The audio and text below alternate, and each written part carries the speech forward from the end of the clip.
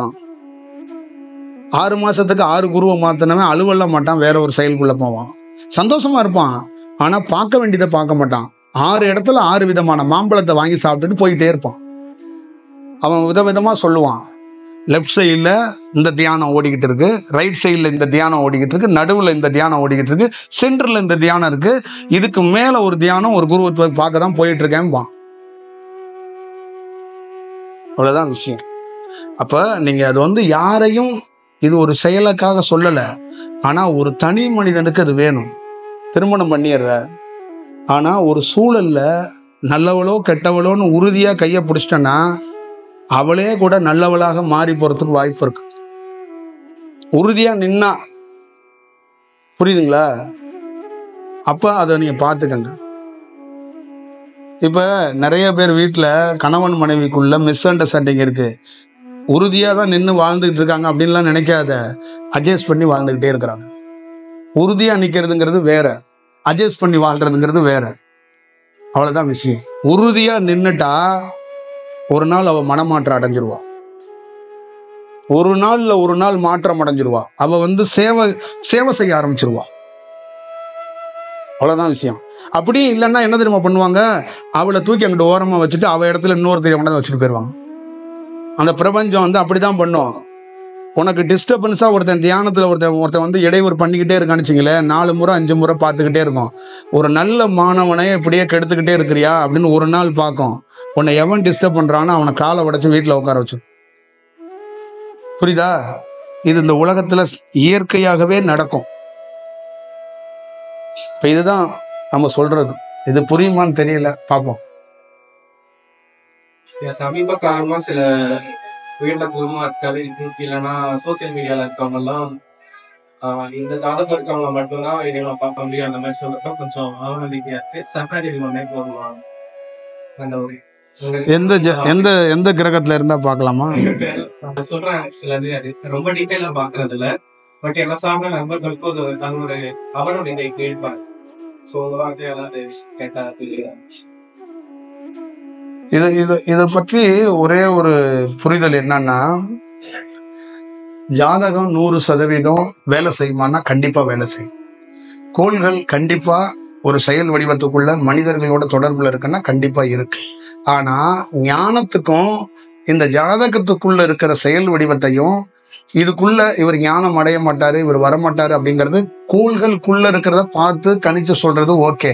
ஆனா அதையும் தாண்டி ஒரு மனிதன் தன்னுடைய தேடுதலையும் சரணாகதியிலையும் கோள்களை கூட ஒருத்தன் மாற்றி அமைச்சிட முடியும். அதையும் தாண்டி ஒருத்தன் சாதிச்சிட முடியுங்கிறது ஞானத்துக்குள்ள இருக்கிற யோகிகளுடைய செயல் வடிவம். இது நிச்சயமா நிகழ்த்திட முடியும், இந்த வடிவத்தை செஞ்சிட முடியும். அதே நேரத்துக்குள்ள இதெல்லாம் வெளிப்படையா பேசக்கூடாது. இது என்னன்னா ஒரு மக்களை நம்ம கஷ்டப்படுத்தக்கூடாது. இப்ப கர்மாவை பற்றி நம்ம ஏன் பேச மாட்டோம், நம்ம ஏன் அதை பத்தி விவாதிக்க மாட்டோம்னா, அது நல்ல தியானம் பண்ற மாணவர்களுக்கு புரியும். அப்ப கொஞ்சம் கொஞ்சமா அவங்க அதை பத்தி புரிஞ்சுக்குவாங்க. அது ஓப்பன் டிஸ்கஷன் பண்ற விஷயம் இல்லை. அது தனக்குள்ள இருந்து ஒரு புரிதலை ஏற்படுத்தும். இப்ப ஒரு குரு ஒரு மாணவன் இப்ப இருக்கிறன்னா உங்ககிட்ட அடிப்படையா எதை ஃபர்ஸ்ட் பேசணுமோ அதுதான் பேசுவார். இப்ப இங்க என்ன ஆகி போச்சுன்னா, ரிஷிகள் பண்ற தியானத்தை பத்தி, ரிஷிகள் பண்ண தியானம், பெரிய பெரிய யோகிகள் பண்ண தியானம், இந்த கூடு விட்டு கூடு பாயறது, பெரிய பெரிய செயல்களை பத்தி ஆரம்ப நிலையில இருக்கிற ஸ்டூடெண்ட் கிட்ட போய் கிளாஸ் எடுத்தா பேசினா அவங்க என்ன ஆவாங்க? அதுக்கு என்ன புரிதல் ஏற்படும், என்ன செயல் வடிவம் ஏற்படும்? நீங்களே பாருங்க. தமிழ்நாட்டில் இந்தியாவில் குண்டலினி நரம்பு இடுப்புக்கு கீழே சுருண்டிருக்குன்னு சொன்னாங்க. இந்த இந்திய பாரம்பரியத்துக்குள்ள இந்த 50 ஆண்டுக்குள்ள அந்த இடுப்புல சுருண்டிருக்க நரம்பை எத்தனை மனிதன் அதை வெளியில எடுத்து ஒரு பெரிய செயல் செஞ்சுட்டாங்க? எல்லாருக்கும் தெரியும். இடுப்புக்கு கீழே தானே தேடி படிச்ச அத்தனை ஆன்மீகத்துல உள்ள பெரியவர்களுக்கும் தெரியும். ஏன் அந்த இடத்த இடுப்புக்கு கீழே இருக்கிறங்கிறத நீ கண்டுபிடிச்சிட்ட, ஆனா அது வெளியில அந்த இடத்துக்குள்ள எந்த இடத்துக்குள்ள இருக்குங்கிறதுக்குள்ள உன்னால போகவே அவ்வளவு சாமானியமா முடியாது. அதை எடுக்கிறதுக்கு நீ ட்ரை பண்ணும்போது நீ சந்திக்க போற ஒவ்வொரு அனுபவங்களும் வெவ்வேறு வடிவமா இருக்கும். இப்ப இறைவன் என்னன்னா, இறைவன் அப்படின்னு நீங்க கோயிலுக்கு போனா அது ஒரு ஸ்டேஜ், இறைவனை தேடுறது ஒரு ஸ்டேஜ். இறைவனை நான் ஆய்வு பண்றேன், ஆராய்ச்சி பண்றேன்னா தேட தேட என்னன்னா இறைவன் தெரிய மாட்டான். அப்ப நீ தேடிக்கிட்டே இருப்ப. அப்போ தேடுற ஒவ்வொரு இடத்துக்குள்ளேயும் நீ ஒரு எக்ஸ்பீரியன்ஸ் ஆகுற, உன் உடல்ல ஒரு பருவ மாற்றத்தை நீ சந்திக்கிற. தியானம்ங்கிறது என்னன்னா, உனக்குள்ள ஒவ்வொரு நிகழ்வுகளும் உடல் சம்பந்தமா மாற்றம் அடைந்தாதான் நீ இந்த பிரபஞ்சத்தை பத்தி அறிய முடியும். இதுதான் அதுக்குள்ள இருக்கின்ற இந்த உடல் ஒரு சிஸ்டம் மாதிரி. இப்ப இந்த மைக்கு கனெக்ட் பண்ற கீழே ஒண்ணு இருக்குல்ல, அந்த மாதிரி இந்த உடலை முழு தன்மைக்கு மாத்தினாதான் இறையோடைய ரகசியத்தையோ பிரபஞ்சத்தோட ரகசியத்தையோ அறிய முடியும். அப்பதான் இதுக்குள்ள ஒரு கனெக்டை உருவாக்க முடியும். இப்ப தியானம் பண்ற ஒருத்தருக்கு உடல் ஆடுது, உடல் சேக்காகுது, உடல் வேற மாதிரி மாறுது, என்னாலே உட்கார முடியல. அப்ப 10 நிமிஷத்துக்கு ஒருக்கா என்னை சமன்படுத்தி உட்கார்றேன். ஏன்? அப்ப உள்ளுக்குள்ள ஒரு ஃபயர் மாதிரி ஒரு செயல் நம்மளை அப்படியே ஒரு மிதக்கிற மாதிரி இடத்துக்கு கூட்டிட்டு போயிட்டே இருக்கு. அப்ப அதை தாங்கிறதுக்கு ஒரு உடலை சரி பண்ணி அந்த உடலுக்குள்ள செயல் வடிவத்தை வச்சிருந்தாதான் நீ ஒரு விஷயத்தை அறிய முடியும். இப்ப நான் பேசுற அத்தனை விஷயமும் எந்த புத்தகத்திலையும் படிச்சதே கிடையாது. இது தானாக இந்த வடிவத்தை, இந்த இடத்தை பத்தி ஒரு செயல் வடிவமா இருக்கு. ஒரு சாதாரணமா ஒரு கோயிலுக்குள்ள நுழைந்த உடனே அந்த கோயிலுக்குள்ள யாராவது ஒருத்தர் சமாதி ஆயிருந்தாருன்னா, நிறைய இடங்கள்ல போர்டே இல்லாம வெறும் தரையா நடந்துகிட்டு இருக்க இடத்துல கூட நிறைய யோகிகள் சமாதி ஆயிருக்காங்க. அந்த சமாதி ஆயிருக்க இடத்த கூட நிறைய பேரால கண்டுபிடிக்க முடியாது. ஆனா அந்த இடத்துக்குள்ள ஒரு உயர்ந்த செயல் வெளிப்படுறத நம்ம பார்த்து அங்க என்ன இருக்குங்கிறத இந்த செயல், இந்த தியானத்துக்குள்ள இருக்கிற செயல் அதை காட்டுது. இதை பெறணும். அப்ப நீங்க அந்த வடிவத்தை எல்லாத்தையும், இந்த தியானத்துக்குள்ள அவ்வளவு பெரிய செயல் வடிவம் இருக்கு. அப்ப இதெல்லாம் இவ்வளவு பெரிய உயர்ந்த செயலை பார்க்கணும்னா கொஞ்சம் கொஞ்சமா தான் இதை சொல்லி சொல்லி சொல்லி மாணவரை கூட்டிட்டு போவோம். இப்ப நம்ம கிட்ட இருக்கிற மாணவர்கள்ட்ட தியானத்தை ஃபர்ஸ்ட் கொடுத்து அடுத்த ஸ்டேஜ் என்ன, அடுத்த ஸ்டேஜ் என்ன, அடுத்த ஸ்டேஜ் என்னன்னு பார்ப்போம். அப்ப எப்படி பார்ப்போம்னா, ஒரு குரு எப்படி பார்க்கறாரு விஷயம்னா, ஒரு கிளாஸ் டீச்சரு இங்க கிளாஸ் நடத்திட்டு தியானத்தை கொடுத்துட்டு வீட்டுக்கு போயிடுவார். அடுத்தது கிளாஸ் வரும்போது தான் உங்களை பார்ப்பாரு. ஆனா குரு அப்படி கிடையாது. இங்க தியானத்தை கொடுத்துட்டு நீ வீட்டுக்கு போறதுக்குள்ள சூட்சமத்துல உன்னை பார்ப்பான். நீ தியானம் பண்ற ஒவ்வொரு நிமிடத்திலையும் அவன் வருவான். அவன் வந்தாதான் ஞானம் அடைஞ்சவன். நான் வரலன்னுச்சுக்குவேன், நான் கிளாஸ் டீச்சர். நீ தியானம் பண்ணி ஆன்மா அருங்கோண சக்கரம் கூப்பிட்டு நான் வரலன்னா, என்னைக்கு நான் வர்றனோ அன்னைக்கு தான் நான் தியானத்துல ஜெயிச்சவன். நான் வரலன்னா உனக்கு நான் கிளாஸ் டீச்சர். நான் வந்தேன்னா கொஞ்சம் ஞானத்துக்குள்ள இருக்கிறவன்னு அர்த்தம். இவ்வளவுதான் செயல். அப்ப என்னன்னா, நீ ஒவ்வொரு வினாடியும் வீட்டுக்குள்ள என்ன யாரோட இருந்தாலும் நீ தியானம் பண்ணா, அந்த மந்திரம் சொன்னா ஒருத்தன் ஃபாலோ பண்ணுவான். அந்த அலைவரிசையில எந்தெந்த சித்தர் இருக்கானோ அவனுடைய அலைவரிசை கிடைக்கும். அப்ப நீ ஏதோ ஒரு கோவிலுக்கு போனாலோ, ஏதோ ஒரு ஜீவ சமாதிக்கு போனாலோ, தியானம் பண்றவனா அந்த இடம் வரவே இருக்கும். அதுக்கான ரெஸ்பான்ஸ் அது கொடுக்கும், அதுக்கான செயல் வடிவத்தை அது கொடுக்கும். அப்ப உனக்கு என்னன்னா, மேம்படுறதுக்கான ஒரு வாய்ப்புகள் உருவாகும். நீ 6 மாசம் இந்தியாவில் எல்லா இடத்தையும் சுத்திட்டு அதுக்கப்புறம் திருப்பி என்னை பார்க்க வரும்போது நீ சொல்லுவ, உன்னுடைய அனுபவத்தையும் உன்னோட செயல் வடிவத்தையும் சொல்லுவ. அப்ப உன்னுடைய வளர்ச்சியை நேரா பார்த்து திருப்பியும் உனக்கு ஒரு ஆசீர்வாதத்தை பண்ணி உன்னை விரட்டுவேன். நீ மீண்டும் போ, ஒரு சுத்திட்டு வா, போய் ஒரு வடிவத்தை பார்த்துட்டு வா போ.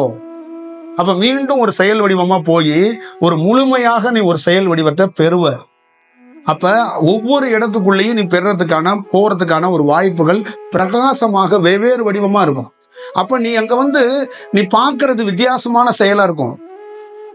புரியுதா? நீ ரெகுலர் ஃபார்முலாவில் பார்க்க மாட்ட. ரெகுலரான உன் வாழ்க்கையில நடக்கிற இந்த ரெகுலர் விஷயம்லாம் இருக்காது. நான் அப்படி ஒரு விஷயத்தை பார்த்தேன். பஸ்ஸுக்கு போறதுக்கு காசுக்கு இல்லையாம நடந்து போயிருக்கிறேன். எத்தனையோ குகைகளுக்குள்ள, எத்தனையோ மலைகளுக்குள்ள போயிருக்கேன். ஆனால் அங்கெல்லாம் கண்ட செயல் வடிவம் எல்லாம் வெவ்வேறு மாற்றங்களை ஏற்படுத்தி கொடுத்துச்சு. அதெல்லாம் ஒரு ஆன்மீகமா, ஒரு அதிசயமாலாம் சொல்ல முடியாது. ஒரு தனி மனிதனை உருவாக்குறதுக்கு அது தேவைப்பட்டுச்சு. அது அதிசயம்னு சொன்னா பிரமிச்சிருவாங்க மக்கள். அது அதிசயம் இல்லை. என்னை உருவாக்குவதற்காக அந்த வடிவத்தை காட்டப்பட்டது. அது எக்ஸ்பீரியன்ஸ் பெறறதுக்காக, தியானத்தை ப்ராப்பர் பண்றதுக்கான ஒரு வடிவம். அதேதான் உங்கள் வாழ்க்கைக்குள்ளையும். இப்ப இந்த இடத்துக்குள்ள இருந்து ஒரு நேரடியாக ஒரு தொடர்புக்குள்ள ஒரு ஆசீர்வாதத்துக்குள்ள ஒரு வேலையை கொடுத்துடணும். நீ நம்பிக்கையோட பண்ணுனா அதோட ரிசல்ட்டை நீயே தெரிஞ்சுக்குவ, நீயே பார்ப்ப. அங்க நம்ம ஒண்ணுமே இல்லைன்னு தான் அதை சொல்றோம். தைரியத்தோட எதுக்கு சொல்றோம், என்ன தேடாத அப்படின்னு சொல்றோம்னா, இந்த உருவமே இல்லாம வேற செயல்ல வந்து நிற்போம். புரியுதுங்களா? அதுதான் தியானத்துக்குள்ள இருக்கிற செயல். 100% இறைவன் இந்த உலகத்தில் இருக்கிறார். ஒவ்வொரு தனி மனிதனையும் இறைவன் வழி நடத்துகிறான். ஆனா அதை நம்மளால பார்க்க முடியல. காரணம் என்னன்னா, அந்த அலைவரிசையோட நம்மளால் மிங்கிளாக முடியல. நீங்க நினைக்கிறீங்க இறைவன் இல்லைன்னு. ஒவ்வொரு தனி மனிதன் அருகாமையிலையும் இறைவன் இருக்கிறான். அந்த செயலை தியானத்துல ஒரு வடிவம் பெற்றதுக்கு அப்புறம் தான் நான் பார்த்தேன். நான் வருத்தப்பட்டது என்னமா, 30 ஆண்டுகளுக்கு மேல இறைவன் நம்மளோட பயணிச்சதை கவனிக்காம விட்டுட்டோமே, ஒரு மொக்க வாழ்க்கையை வாழ்ந்துட்டோமேன்னு வருத்தப்பட்டேன், ரொம்ப வருத்தப்பட்டேன். அப்ப இது இதையா ரொம்ப ரொம்ப அழுத்தி சொன்னோம்னா, இது வெளியிருந்து பாக்குறவங்களுக்கு இது இறை தன்மையா தெரியும், இது ஒரு இறை கிளாஸா தெரியும். ரொம்ப ஆடி போயிருவாங்கன்னு சொல்லுவாங்கல்ல, அந்த மாதிரி இந்த பிரபஞ்சத்துல இருக்கிற அதிசயம்லாம் இருக்கு. பிரபஞ்சத்துல இருக்கிற அதிசயத்தை ஓப்பனா கால்பரா எப்படி பேசணும்னா, பெரிய பெரிய விஞ்ஞானிகளோட உட்கார்ந்து பேசணும், அதுக்கான விவாதத்துக்கு ஏற்படுத்தணும். ஏன்னா இந்த பிரபஞ்சத்துல நடக்கிற அதிசயமும், ஒரு தனி மனிதனை உயிர் போயிட்டா உயிருக்கு அந்த உருவமோ என்னவோ இல்லை, அதை எப்படின்னு பார்க்க முடியலன்னு ஒரு டாக்டர் சொல்றாங்களா, அப்ப உயிர் எப்படி இருக்கு உள்ள? ஒரு யோகி உயிரை தியானம் பண்ணி எப்படி என்ன மாதிரி ஃபார்முலாவில் மாற்றி அவர் வச்சிருக்கிறாரு, நார்மல் மனிதர்களும் உயிர் எப்படி செயல்பாட்டில் இருக்குங்கிறதெல்லாம் கண்டறிஞ்சுக்கணும்.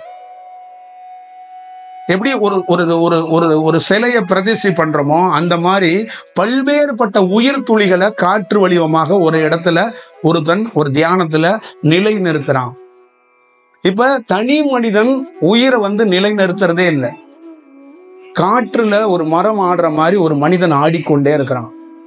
நல்லா ஞாபகம் வச்சுக்கோங்க, நல்ல சிலை பிரதிஷ்டை ஆடிக்கிட்டு இருந்துச்சுன்னா அது என்னைக்குமே நல்ல செயலை உருவாக்காது. இங்க ஒவ்வொரு தனி மனிதனும் நல்ல செயலை கொடுக்க முடியாததுக்கு காரணம், 1000 கோடி 10,000 கோடி கூட வச்சிருக்கட்டும், அந்த மனிதன் நல்ல செயலை கொடுக்க முடியாத காரணம் என்னன்னா, அவன் ஆடுறாங்க. ஆனா ஒரு யோகி ஆட மாட்டான். காத்தடிச்சாலும் சரி மழை அடிச்சாலும் சரி ஆட மாட்டான், ஆடவே மாட்டாங்க. இந்த ஆடாம ஒருத்தர் இருக்கிறது யாருன்னா, முதல் இந்த குலத்துக்கே வம்சாவளி சிவன். அதே போலதான் உயிருங்கிறது ஆடிக்கொண்டே இருக்கிறது. இப்ப நல்ல ஞாபகம் வச்சுக்கோங்க, நடராஜர் காளி எல்லாம் நடனம் ஆடி ஒரு இடத்துல ஆடிக்கிட்டே இருந்தா அது பேர் முழுமை இல்லை.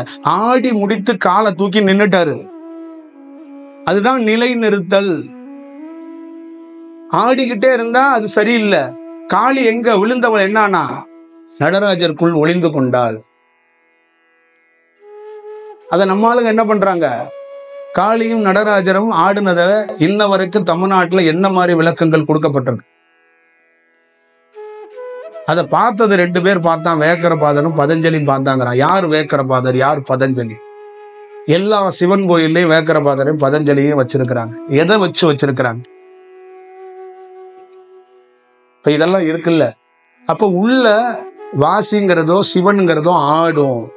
அதெல்லாம் பயிற்சி காலத்துல நிலை நிறுத்துறதுங்கிறது நடராஜர் மாதிரினா அங்க முழுமை பெற்றுட்டா அது எந்த சலனம் வந்தாலும் அது ஒண்ணுமே பண்ண முடியாது.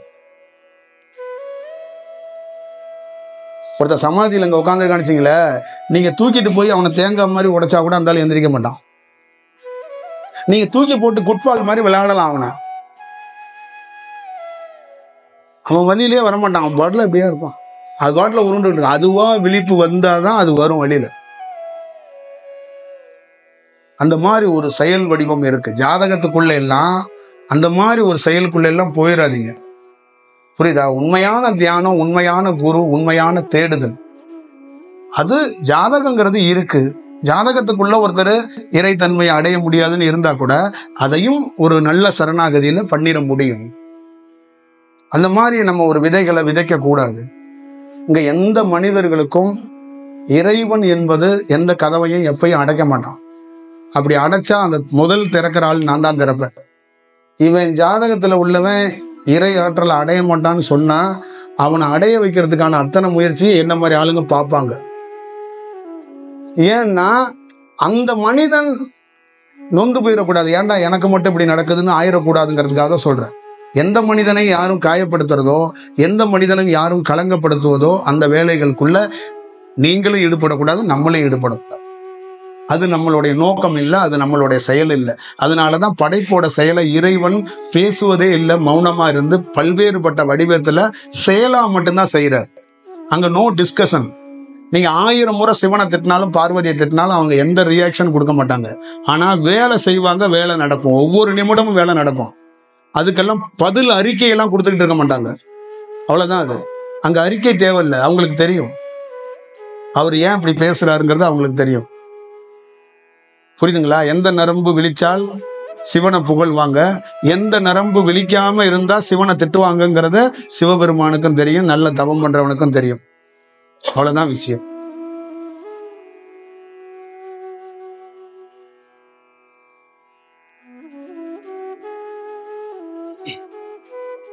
டீ வந்துருச்சா? ஒரு சின்ன பிரேக் எடுத்து டீ சாப்பிட்டீங்களா? என்ன 2 டீ வேணுமா? என்ன எண்ணங்களுக்கும் தொடர்பு இருக்கான்னு கேக்குறீங்களா? இருக்கு இருக்கு. ஏன் என்ன